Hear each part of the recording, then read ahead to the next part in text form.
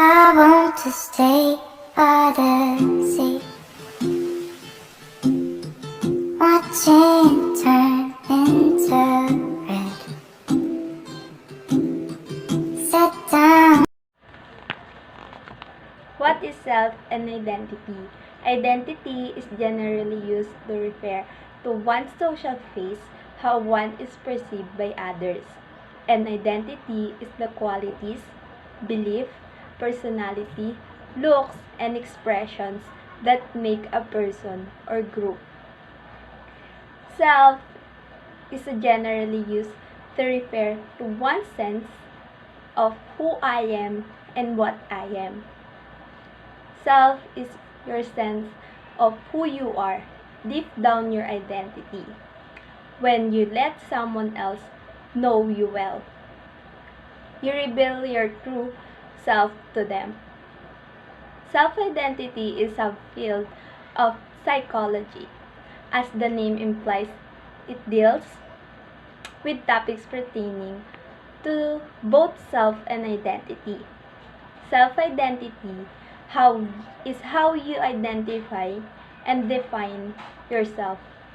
Your self-identity is a combination of personality traits, abilities, physical attributes, interests, hobbies, and social roles from your personal identity that you specifically selected to identify yourself.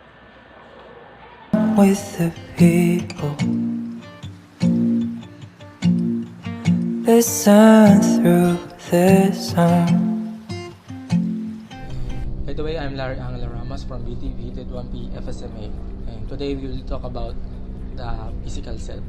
What is physical self?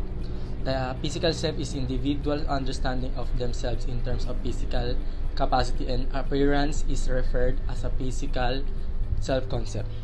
Like for example, for the physical self, ability refers to physical strength and stamina.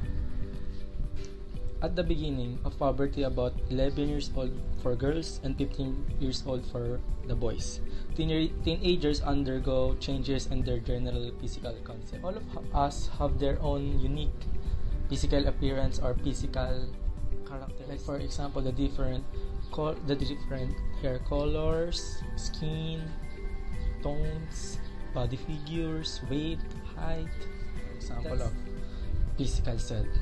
And other that, the three types of adolescence is divided into three periods.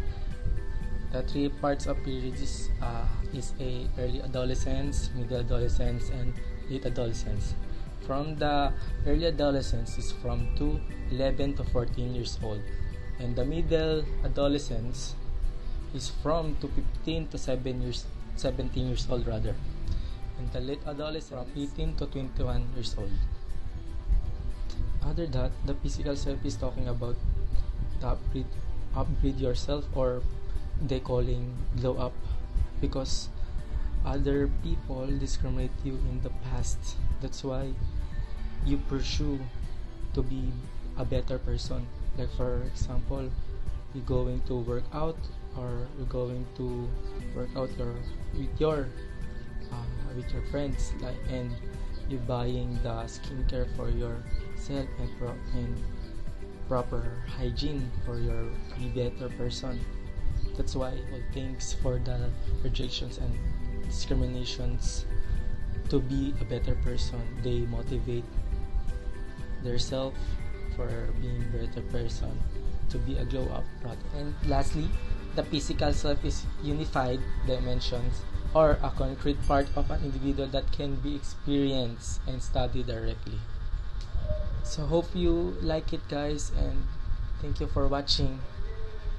Moon is slowly rising.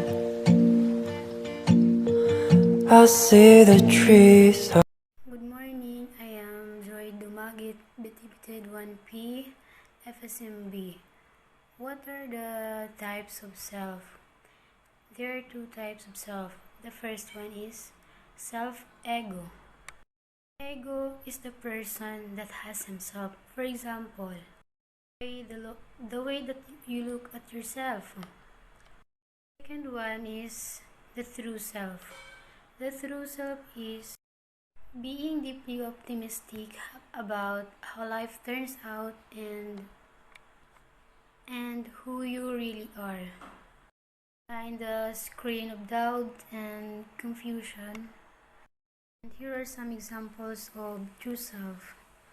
The first one is accept your imperfections. The second is accept all your ugly parts.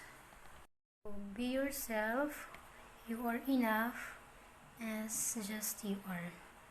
Thank you. God bless. I'm moving. Sky is bright. Hi guys, it's me, Carl Angel. So for today's vlog, I will discuss the difference between self-confidence and self-esteem. First is self-confidence. When we say self-confidence, it is an attitude of our skills and abilities, or in other words, it is all about the trust. Next is self-esteem.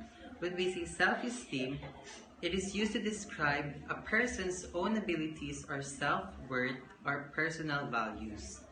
These two, self-confidence and self-esteem, are often conflated. When we say confidence, it is a measure of faith in one's own abilities. Esteem is about our sense of self. That's all. Thank you. Through the moon.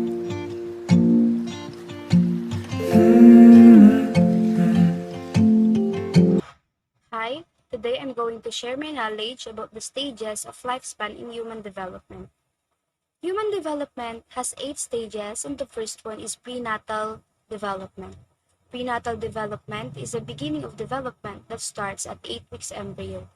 All the major structures of the body are forming, and the health care of the mother is the primary concern.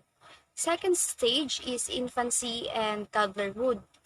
This development starts at the first 2 years of life. In this stage, brain development happens at a remarkable rates, as does physical growth and language development. They also have their own temperament and approaches to play. Children ages around 2 to 6 years old belongs to early childhood. It is the third stage of lifespan development wherein the children are busy learning language, gaining a sense of self, and greater independence. They also start to learn the workings of physical world.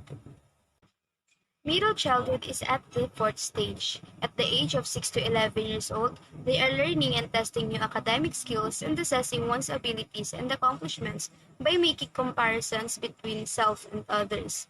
Learning social relationship beyond family and fellow students also starts at this age.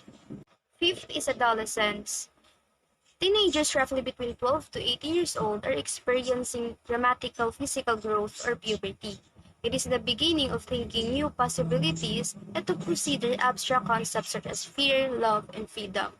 In this stage, children became more independent to their parents.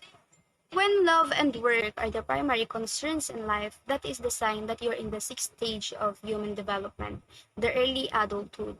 It is the stage that they are at risk for involvement in crimes and violence. Ages around 20 to 40 years old starts focusing on the future and putting a lot of energy in making choices. Seventh stage is middle adulthood. They are around 40 to 65 years old and gaining expertise in certain fields. In this stage, they have the capability to find solution in their problems with more efficiency than before. As they age, they become more realistic in life. And finally, the last stage called late adulthood. The aging process results in memory loss, decreased mobility, and higher rates of diseases. At this moment, it is important to find meaning and satisfaction in life rather than to become disillusioned.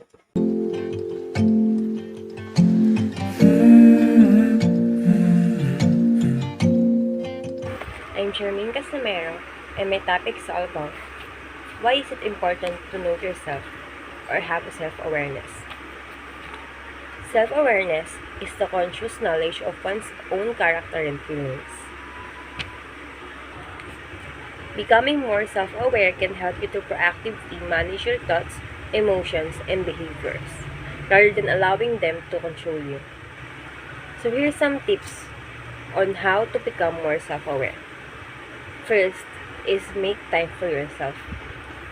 Second one is practice mindfulness and keep a journal. Self-awareness is about learning to better understand why you feel what you feel and why you behave in a particular way. Once you begin to understand this concept,